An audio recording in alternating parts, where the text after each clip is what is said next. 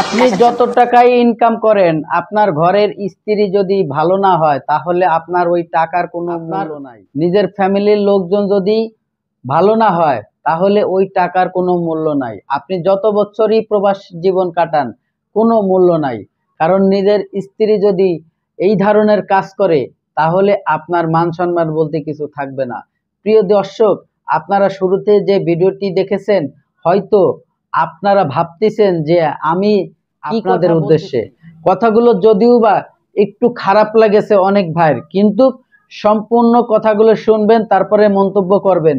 দর্শক শ্রোতা, ভিডিওতে যে ঘটনাটি দেখেছেন, যে ভিডিও ক্লিপটা দেখেছেন, এই ভিডিওটি তিনটে বউ, তারা কিন্তু মেয়ে না। তারা কোথায় গিয়েছিল? আইফোনের আশায়। আইফোনের আশায় একটি হোটেলে তারা আপনারা বুঝতেই পারতেছেন আমি কি বলতে চাচ্ছি। কিন্তু তারা কিন্তু দুইজন প্রবাসী ভাইয়ের স্ত্রী।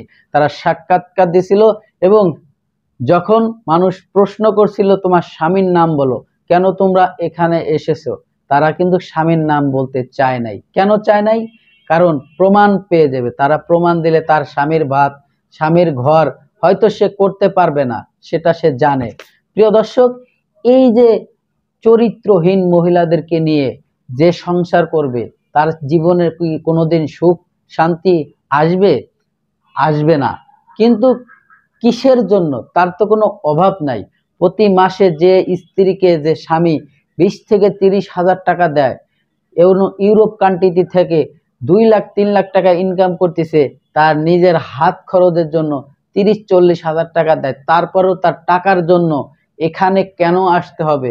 তাহলে একবার ভাবেন এই মহিলাটি কি ধরনের হতে পারে। এই ধরনের মহিলা যদি আপনার জীবনে আমার জীবনে আসে তাহলে তাদের জীবনটা নরক হয়ে যাবে। তাই এই নরকের থেকে বাঁচার জন্য আগের থেকেই যাচাই বাছাই করে সম্পর্ক করবেন, আগের থেকে যাচাই বাছাই করে বিবাহ করবেন। কারণ এই যে ঘটনাটি আপনারা দেখতেছেন ভিডিওতে, সম্পূর্ণ ভিডিওটি দেখলে হয়তো আপনারা আশ্চর্য হয়ে যাবেন যে তারা সামান্য কিছু টাকার জন্য, এই সামান্য সময়টুকু, যে মূল্যবান জিনিস যেটা স্বামীর জন্য রেখে দেওয়া উচিত, 5 বছর পরে আসুক 10 বছর পরে আসুক, তার আমানত তার জন্য রেখে দেবে, টাকার জন্য সেই আমানত বিক্রি করে ফেলতেছে, পাশাপাশি তার চাহিদা সে পূরণ করতেছে। কিন্তু আপনি যে ভাই বিদেশে থাকতেছেন বছরের পর বছর, যার কোনো চাহিদা নাই, যার কোনো আশা নাই, সে তার নিজের গতি একটাই, বেশি টাকা ইনকাম করতে হবে, বাড়ির স্ত্রী সন্তানদেরকে ভালো রাখতে হবে, ভালো পরিবেশে রাখতে হবে, ভালো একটা বাড়ি করতে হবে। এই যে স্বপ্ন নিয়ে আপনি বেঁচে আছেন, কিন্তু আপনার জীবনের সবকিছু, সব আশা আকাঙ্ক্ষা হয়তো নাই। কিন্তু যদি থাকতো, আপনার ফ্যামিলির লোকজনের এই ধরনের কাজ করতে পারতো না।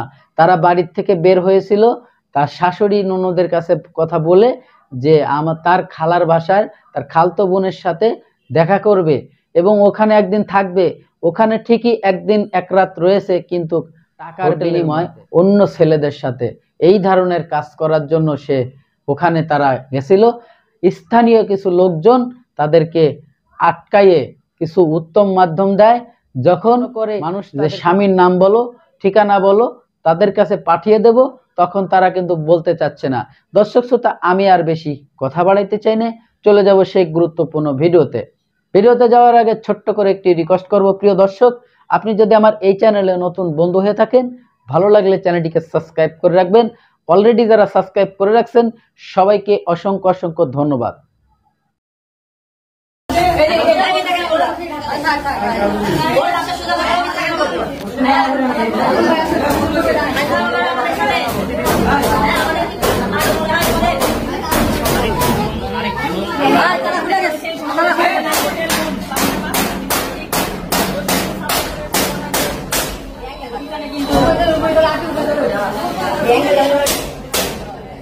তো এখানে এই ভাতটা বুঝে দিচ্ছে তোমার এখানে কি প্রবলেম হল আছে কি তোমার কয় ভাই বাসা নাম্বার দেন। দর্শক শ্রোতা, এতক্ষণে আপনারা যে ভিডিও ক্লিপটা দেখেছেন আশা করি হয়তো আপনাদের ভালো লেগেছে। আপনারা যে ভিডিও ক্লিপটা দেখেছেন যে স্বামী প্রবাসে থাকার জন্য, স্ত্রী সন্তানকে ভালো রাখার জন্য শাশুড়ির কাছে মিথ্যা কথা বলে, খালতো বোনের বাসায় যাওয়ার কথা বলে তারা হোটেলে এই ধরনের কাজ করছিল।